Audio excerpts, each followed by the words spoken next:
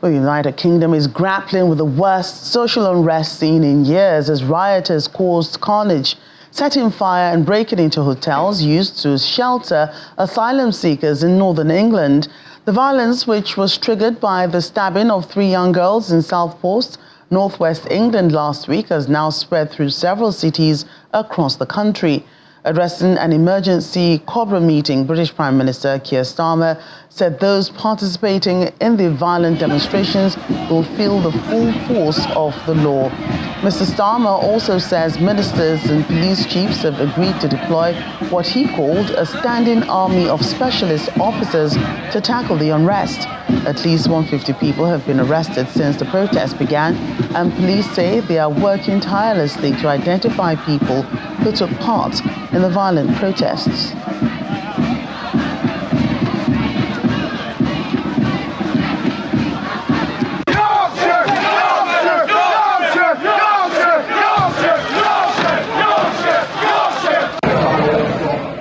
Our London correspondent Simon Pusey has been monitoring the situation in Britain and now reports.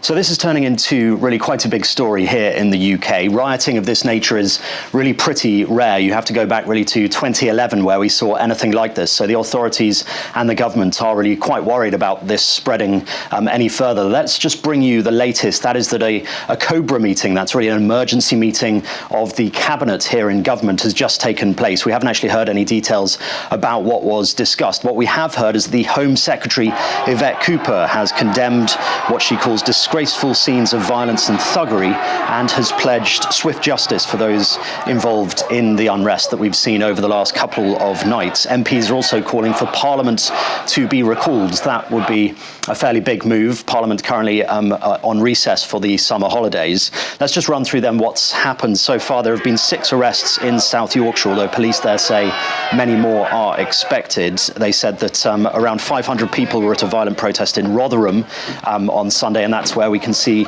some of these pretty disgraceful scenes with rioters throwing bricks and trying to charge a hotel where asylum seekers were staying. Hotels and libraries have also been burned, and shops across the country have been looted. A hotel housing asylum seekers also targeted just outside Rotherham, and there was violence in Middlesbrough, Liverpool and Belfast, as well as elsewhere.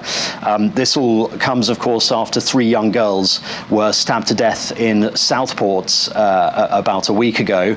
A huge story in itself. And then some misinformation was really spread online about the accused who stabbed those 3, saying that he was an illegal migrant, saying he came across in a small boat. Both of those are untrue. He was born in the UK in Cardiff. And the fear now, as I said earlier, is that authorities will worry how far this is going to spread. In 2011, there were riots that started in London and then spread across the UK, and 5 people ended up losing their lives in those protests. So at the moment, we haven't seen any deaths, but authorities will be working now, and the government will be working to try and stem these riots and hopefully quell them. And hopefully this rhetoric, they say, where they're going to, lock up people who go out and cause violence and unrest, they will be locked up and they will, spend a lot of time in jail. So they're hoping that that's going to try and stem these protests and hopefully bring them to an end so that we don't see any deaths and that disorder is kept to a minimum. Well, thanks, Simon. Indeed, the UK Prime Minister says the full weight of the law will come upon anyone found wanting in the unrest. At least 150 people have been arrested since the protests began, and police say they are working tirelessly to identify more people involved with the violence. Nazis down! Off our streets! Nazis down! Off our streets! This is the moment anti-immigration and counter-protesters hit the streets of Lancaster following the murder of 3 young girls in Southport in northwest England. Riots involving hundreds of anti-immigration protesters also erupted in several towns and cities across the UK after false information spread rapidly on social media that the suspect in July's knife attack at a children's dance class in Southport was a Muslim immigrant. 17-year-old Axel Rudakubana was born in Britain, but protests by anti-immigration and anti-Muslim demonstrators have continued.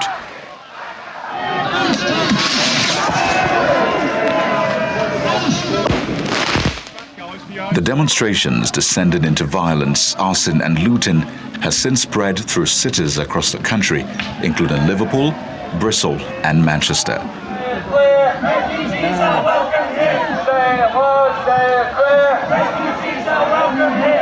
Despite dozens of arrests made, hundreds of anti-immigration protesters gather at a hotel believed to be housing asylum seekers near Rotherham in northern England. In an address to the nation, British Prime Minister Keir Starmer condemns what he described as far-right thuggery and said perpetrators will face the full force of the law. I utterly condemn the far-right thuggery we've seen this weekend. Be in no doubt, those that have participated in this violence will face the full force of the law. The police will be making arrests, individuals will be held on remand, charges will follow, and convictions will follow. This is not protest. It is organised, violent thuggery, and it has no place on our streets or online. People in this country have a right to be safe, and yet we've seen Muslim communities targeted, attacks on mosques, other minority communities singled out, Nazi salutes in the street, attacks on the police, wanton violence alongside racist rhetoric. So no, I won't shy away from calling it what it is. For British Home Secretary, there'll be a reckoning and criminals will pay the price. We saw disgraceful scenes of criminal violence and thuggery in some of our towns and cities. There is no excuse for that kind of behaviour, throwing bricks at police officers, the targeting of mosques, the looting of shops.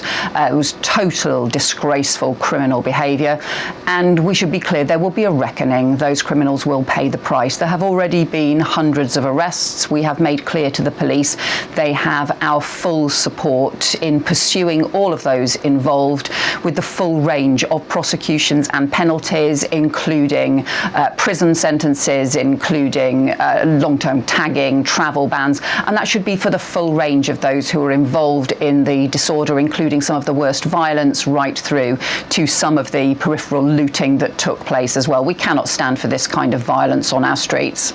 In the meantime, Londoners have been reacting to the unrest in the country, with some expressing their anger at how the situation is unfolding. It makes me feel very upset that we're so intolerant as a nation. I don't think the people that are perpetrating these are representative of us, and yet that's how we now appear to the world, and that's very upsetting. I think the protests are mainly focused on violence. They are not peaceful protests, so I wouldn't even call that protests. I would just call that maybe like devastation and vandalism, really, and people who want to have an excuse to fight with another people. I think the violence is abhorrent. Nothing justifies this kind of violence against innocent people. I think it's a lot of people who got angry and used a terrible, tragic event for their own cause. I actually think the people rioting are probably puppets of people who want to stir up trouble. And people are probably unhappy. They've probably got, maybe they are unhappy with some aspects of their lives, but I do not think that this is the way forward, and I think they're being sold lies and they're believing lies on the internet. The last time violent protests erupted across Britain was in 2011, when thousands of people took to the streets after police shot dead a black man in London. So far, more than 150 people have been arrested following the unrest. In the meantime, Nigeria has issued a travel advisory to citizens in the United Kingdom following the violence and disorder that has trailed riots in the country. The government advised Nigerians in Britain to avoid political processions, protests, rallies and marches. It further urges citizens to steer clear of crowded areas and large gatherings and remain vigilant. The statement from Nigeria's Ministry of Foreign Affairs reads in part, "There's an increased risk of violence and disorder occasioned by the recent riots in the UK, stemming from the killing of 3 young girls at a concert. The violence has assumed dangerous proportions, as evidenced by reported attacks on law enforcement agents and damage to infrastructure. To this end, citizens are advised to be extra vigilant and take measures as follows: avoid political processions and protests, rallies or marches, avoid crowded areas and large gatherings, be vigilant and self-aware at all times. Let's get more on this. Immigration lawyer Dayo Fadina joins us now from London. Dayo, great to see you today. Hope you're keeping safe. Oh, thank you. Good afternoon, and good afternoon to your viewers. I'm doing my best to actually keep safe, indeed. Right, so let's begin with your assessment of all that has happened and is happening in the UK. What do you make of these unrests? It's been more than 10 years that Britain saw deadly violence like this. Yes, in truth. In fact, it truly beggars belief that this kind of violence could still be happening in a country like the UK, where you would think that people are more attuned and more civilized than this. I totally condemn the killings of 3 young little girls, actually. 6, I think one was 6, 11, and the other, I think, was 7. And I think another one died in hospital. So the attack on these young girls in a dancing school was appalling and not unacceptable. It wasn't right. It wasn't proper. That happened to these 3 little girls. But notwithstanding, I don't believe this justifies the type of violence we are witnessing in the UK at this point in time.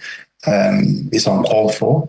And the violence has actually been instigated by the far-right racists, who are at least using this to at least create trouble and to propagate the anti-migrants protestations, against Africans, against Asians, against Muslims, and using that as a form of protest, which I would, condemn very, very clearly as being very violent, the height of thuggery, really, terror, against the British population.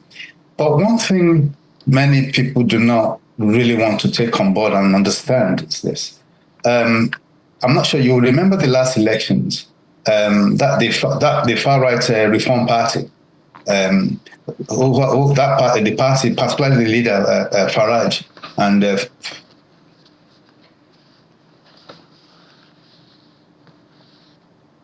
I think 4 or 5 other voted into parliament this time around, and they are yet to come out.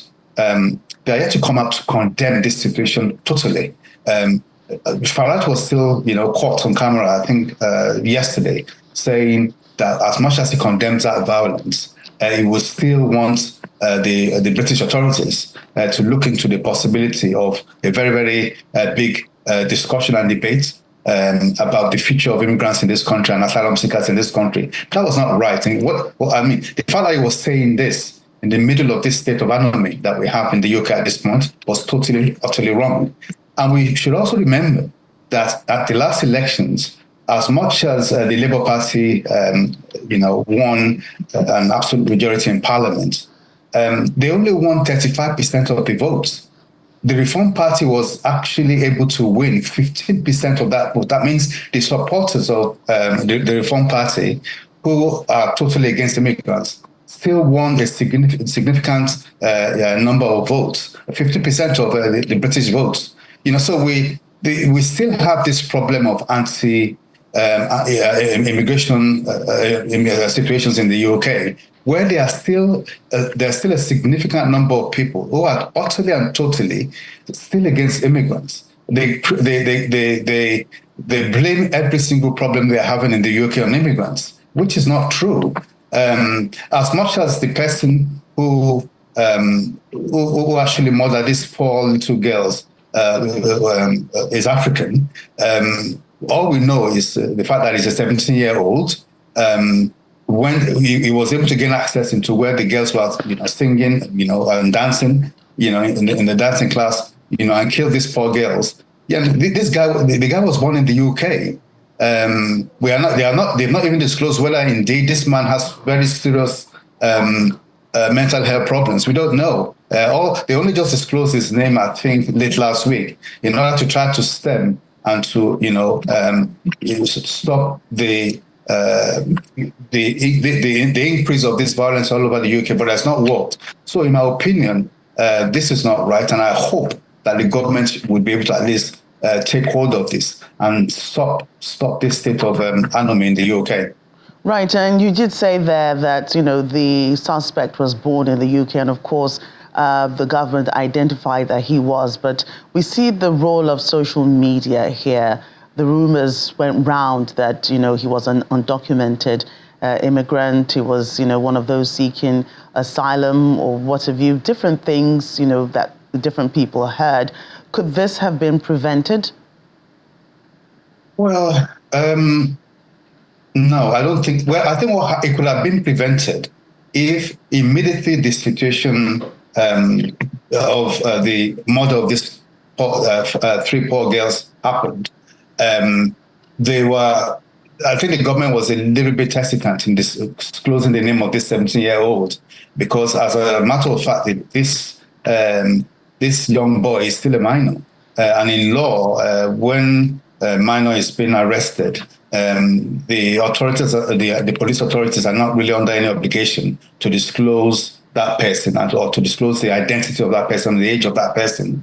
And so the fact that that wasn't disclosed earlier, maybe if that was disclosed earlier, it would have stemmed and at least, not allowed the misinformation that was, spread on the internet, disseminated on the internet and on social media to have gone haywire. Unfortunately, it took, I think, about 2 or 3 days before this person's name was disclosed.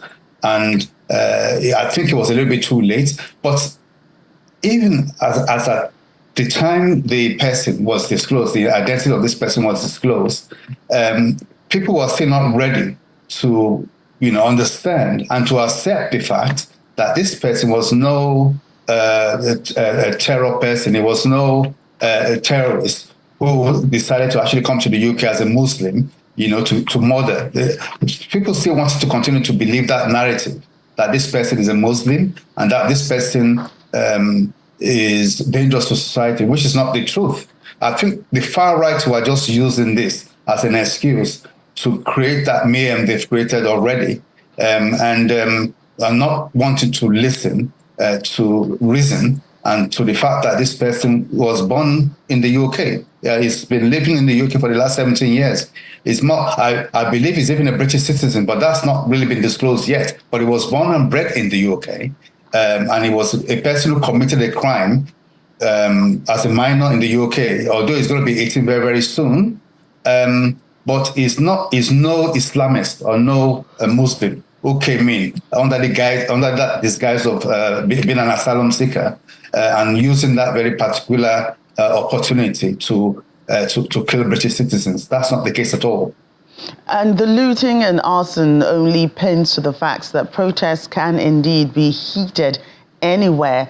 As an immigration lawyer, when does the issue of anti-immigration and racism end? The UK has had this problem of anti-immigrants and blatant racism for so many years. This is not going to be the first time, and I don't think it's going to be the last. I think there's still so much to be done by the British society, by the British government, to try to create that cohesion, that sense of belonging, that sense of amity amongst British people, to make people understand the fact that, well, look, as much as you may have your concerns and you may have your gripe with the British society and government, we should learn to live together amicably, and people going, creating all these problems of racism, anti-immigrants. After all, we are all human beings living together as one. Every single human being, whether you are white, black, Asian, African or whatever, every single one of us, we are human beings with equal, human rights after all. But the situation right now, it will continue for a while until this problem of living together as one and trying to actually understand each other is put in place and processed properly within the UK and within government. Right, immigration lawyer Dayo Fadina, thank you for your time today. Oh, it's a pleasure. Thank you very much. It's a pleasure. Thank you. We'll take a short break and still ahead on the program.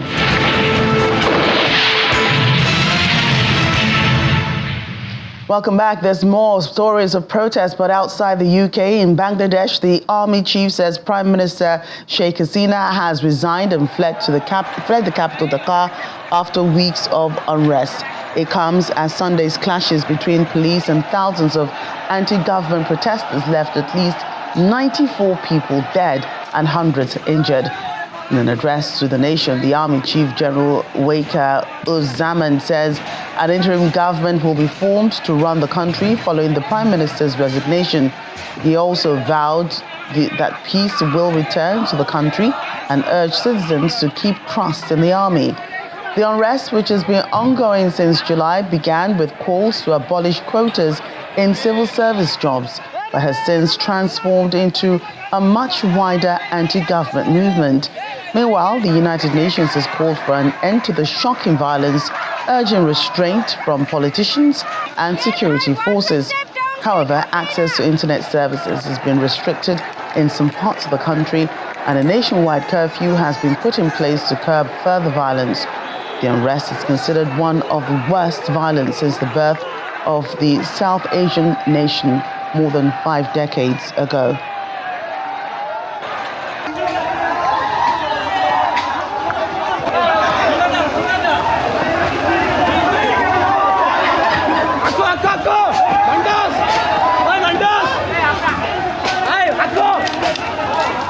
And hours after the former Bangladeshi Prime Minister fled the country, a massive crowd of protesters stormed her official residence, shouting slogans, pumping fists and showing victory signs amid her resignation.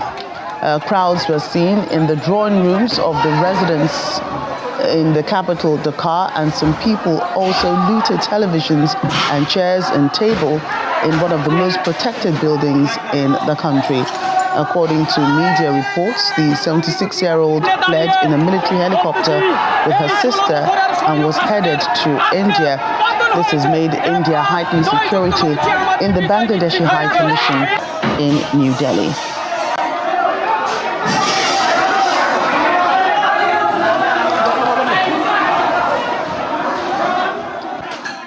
So who really is Sheikh Hasina, and why was she initially asked to step down from power? Well, she once began as a democracy icon in Bangladesh for her fight against a military regime.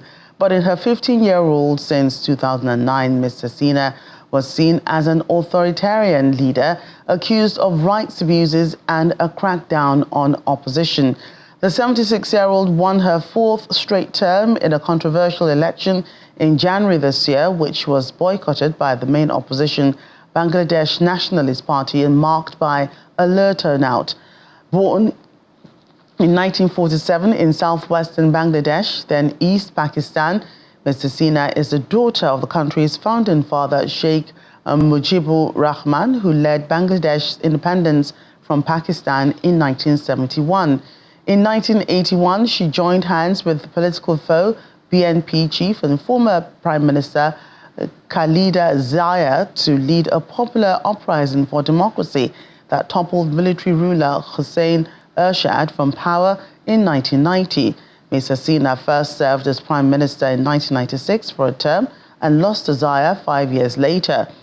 The pair were then imprisoned on corruption charges in 2007 after a coup by a military-backed government.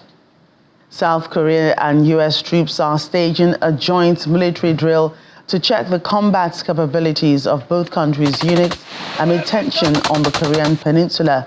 Both militaries conducted a combined arms live fire exercise at the Rodriguez live fire complex in Pocheon, north of Seoul, less than 30 kilometers from the heavily fortified border with North Korea. North Korea has long condemned such joint military drills as rehearsals for war, while Seoul has portrayed the exercises as purely defensive. It's important because, we're here in the Korean Peninsula. It's important that we know how to work with our ROK counterparts. If something ever serious happened, that we can work well together and respond to that threat. Well, despite the ongoing wars in the Middle East and Ukraine, Western militaries have not lost sight of the Indo-Pacific as the potential flashpoint of a future conflict. Last week, militaries from across the world, including Europe, Australia, and America, came together for joint exercises in the Indo-Pacific region, with Germany's defense minister saying he wants to send a strong signal to allies and partners. Daniel Winter has more from Berlin. Well, Daniel, how significant is this joint exercise? Well, it's one of the largest ever air warfare exercises in the Indo-Pacific, which is why Germany committed hundreds of German soldiers, 24 planes and a frigate. So aside from training, of course, the aim is to deter China. Pacific Skies, as it's called, is a series of 5 exercises where the German Air Force participates with the US, European and regional partners at different places across the Indo-Pacific. The first 3 legs in Alaska, Japan and Hawaii have concluded, and now the German military are participating in multinational exercises in Australia before deploying to India for further training. And why is Germany's involvement in these exercises a priority to Berlin? Well, Germany is strengthening its military presence in the Indo-Pacific amid rising tensions between China and Taiwan, and China's increasing power play, including building military facilities on islands in the region, has seen disputes over trade routes, oil and gas deposits, and fishing rights. And with Germany being one of the world's largest exporting nations, and almost 60% of all global economic output being generated in the Indo-Pacific, Germany and other European nations are, of course, understandably, increasingly anxious to secure trade routes and ensure that goods can flow freely. But of course, Beijing claims for itself a key international shipping route through the Taiwan Strait, making it a potential point of disruption for international trade. And Germany's defense minister, Boris Pistorius, personally visited Hawaii to oversee the exercises. How important is this event diplomatically for Germany? Yes, it's important not to understate the diplomatic relevance of these joint exercises.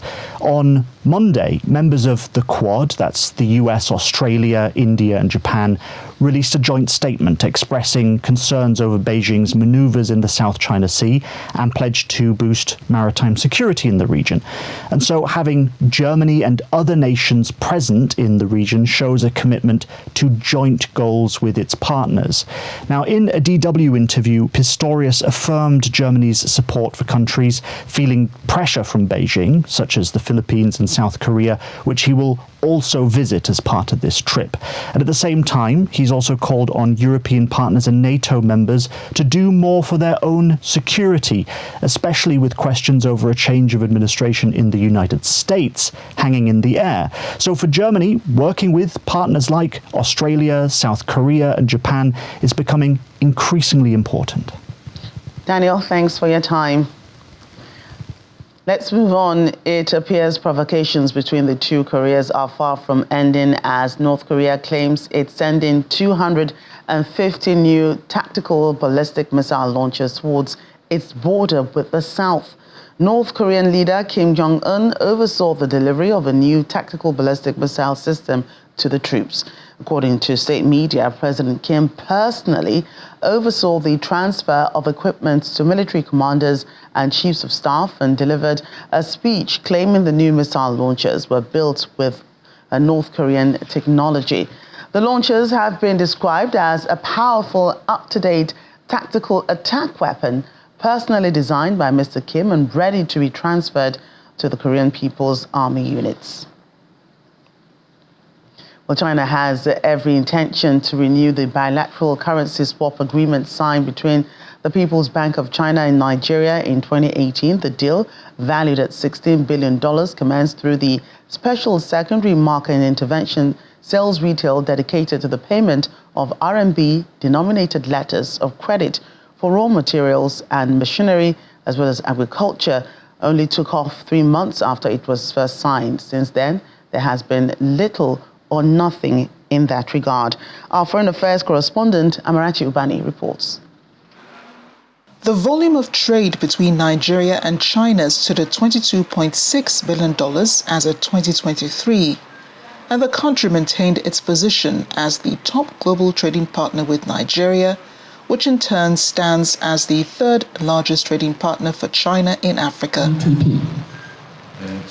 Despite this, trade relations are predicted to have room for expanded growth, stalled by a number of factors, as explained by Chairman of the China-Africa Economic and Trade Promotion Council, Mr. Xu Jianping, through an interpreter. And trade cooperation serves as a fundamental benchmark or fundamental thing for boosting the bilateral cooperation of countries. And under the community with a shared future for mankind, it will not only boost the economic development of African countries, but also will improve the livelihood of the African people. This is the main purpose of what we want to do. As we just communicated with Mr. Charles, there are several issues. The manufacturing industry is not well-functioned or well-developed in African countries, and we want to create more jobs. We want to do the local production. So this issues has already occurred during the bilateral cooperation, and we hope under the guidance of the general proposal we can solve these issues. He addresses the issue of currency swap, an agreement signed between the Bank of the People's Republic of China and Nigeria in April 2018, indicating the buck stops at the table of the Nigerian government. The Chinese government promotes the barter trade and also the barter trade plus investment model for doing the business-to-business cooperation. And also this is also I would like to discuss with the Nigerian side. But currently it has been under study and researches, and we didn't come up with a solution or proposal for solving this issue. Mr. Xu plans to make a visit to 5 African countries next month, Nigeria included, to promote the China-Africa Economic and Trade In-Depth Cooperation Pilot Zone incorporated into the Hunan Free Trade Zone. He hopes the pilot base for China-Africa barter trade, the base for using local currency settlement in trade with Africa, and the China-Africa technical measures to trade research and evaluation base will help bridge trade deficits with the continent, resulting in communities with shared futures for mankind. From Changsha, China, Amarachi Ubani, Channel Television News.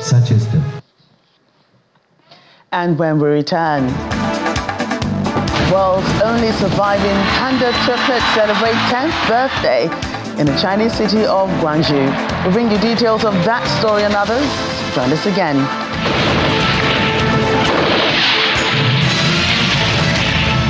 Welcome back. U.S. President Joe Biden has announced that the U.S. economy is in a growth period, attributing much of the growth to the economic rescue plan, which has reported to have raised wages and reduced inflation since the first day of the Biden-Harris administration. Our Washington correspondent Maria Bird spoke with senior White House advisor Gene Sperling about this administration's economic recovery accomplishments and what the next presidential administration will be left to complete. Senior Economic Advisor to President Biden, Gene Sperling, joins us, and we thank you for your time. We know that this is a very busy time within the administration, but there was a recent announcement released, 3% growth in GDP. Tell us what that means for Americans. Well, we learned that actually it had grown 2.8% over these last few months, but you're right, it's been 3.1% over the last year. Now, GDP numbers are, can be quite abstract, but what it really means is that we have a very resilient recovery. Now, of course, it's not perfect. We've had tremendous job growth. We've had very low unemployment, but we know families in the United States, as in around the world, had to deal with the inflation that came from the pandemic. We're glad to see that going down now. Not good enough, but really moving in the right direction. At the same time, wages are going up. But what people should know is that economic forecasters said, well, President Biden's plan was great in getting us out of the deep hole we were in that he inherited from President Trump in the pandemic. But, when you grow that fast, it's going to come down and you're going to have what people call the hard landing, a recession. Well, that's what critics of the president and vice president said. That's what a lot of forecasters said. But it ended up that the R word they were looking for was resilience. This is showing that we are not only is the United States growing faster than any country in the world, not only have we had more job creation, but we are also seeing that the future looks bright because we're still growing at a strong rate. And we've still got an infrastructure bill that is going to have more investment coming in, more jobs at high wages for people who don't have a 4-year college degree, so more equity. All of these things are important. And I think, this president totally gets that, it's tough.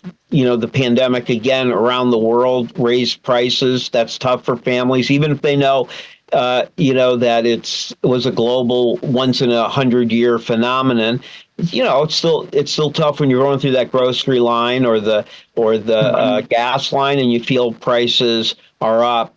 But we are seeing them come down, and we should recognize too the full picture, which is unemployment has been very low, job creation has been strong, and now for the typical worker, their wages are going up faster than inflation. So their paycheck, is allowing them to buy more. In terms of equity, this is important too. Sometimes you can have a recovery that leaves people behind, and sometimes people have often, said rightly that African American workers, were the first to get hurt by a recession and the last to benefit. Well, it has been different this time. Unemployment in 2023, I really want to stress this, unemployment for Black Americans in 2023 was the lowest in American history, lowest on record.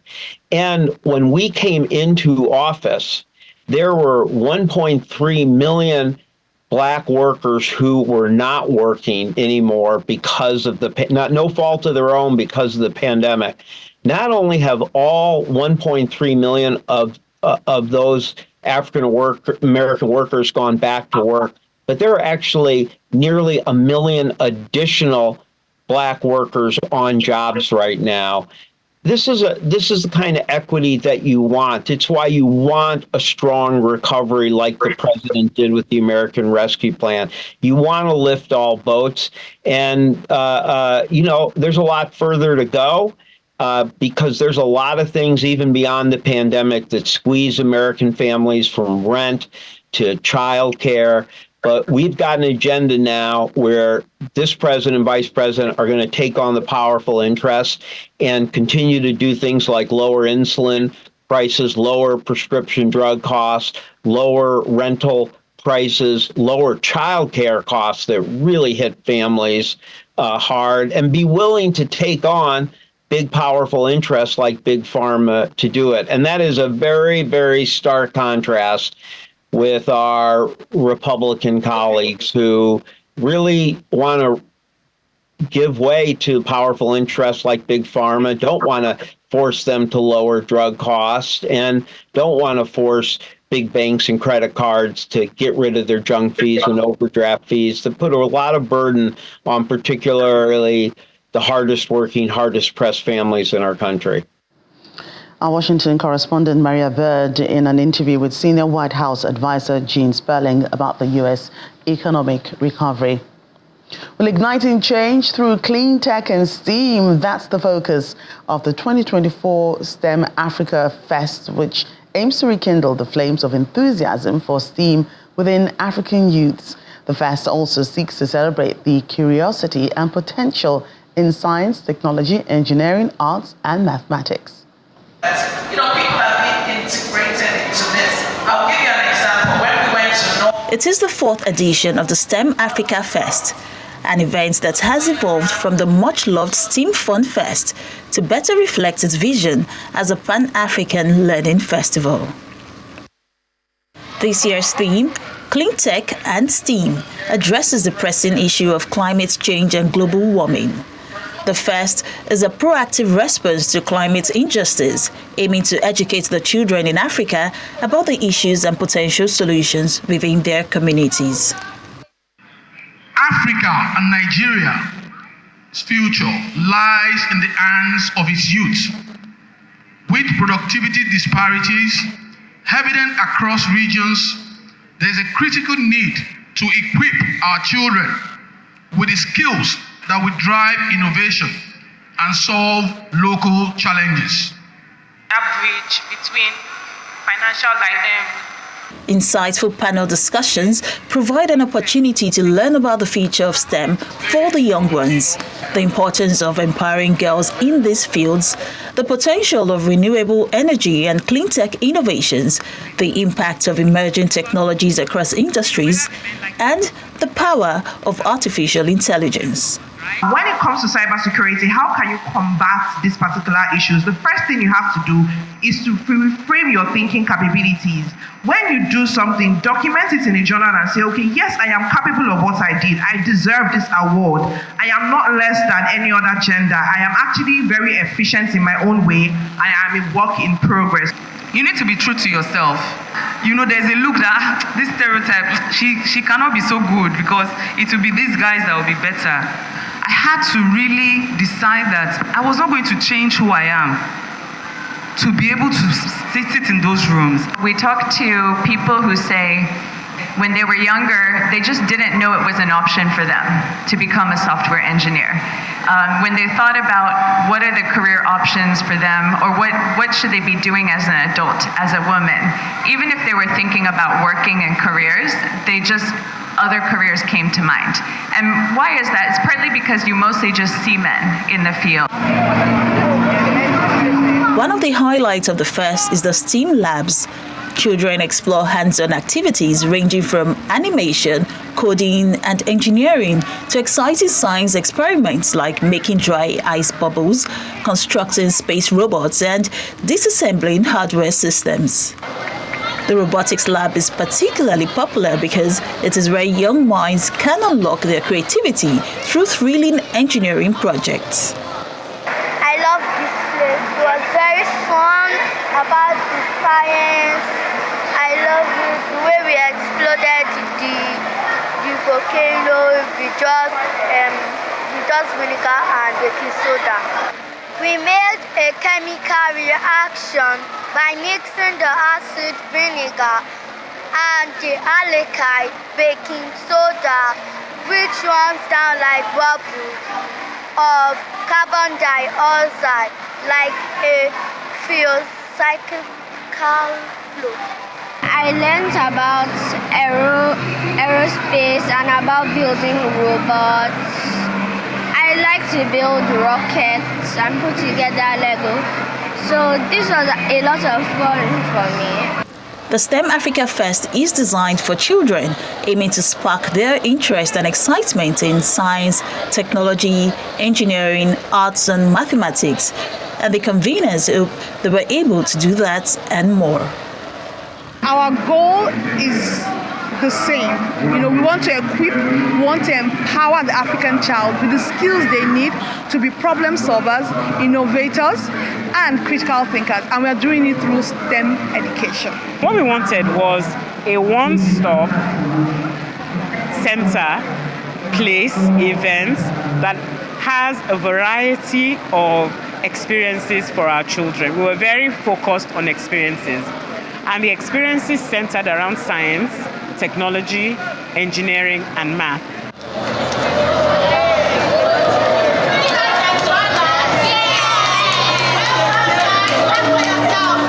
The future of STEAM in Africa looks bright, and this fest underscores the importance of STEAM education as a crucial component of early childhood learning.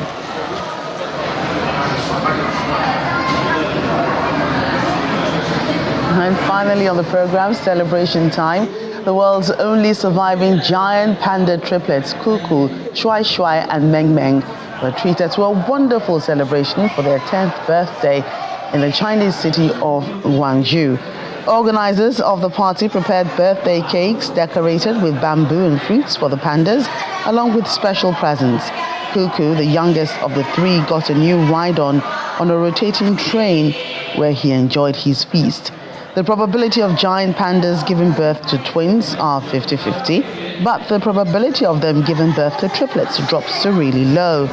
There have been just 3 recorded triplet births since August of 2014 in the world, the whole world, and these 3 are the world's only surviving triplets.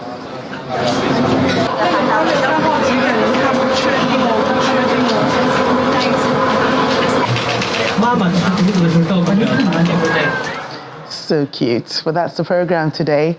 Thank you for watching. I'm Joker Rogers.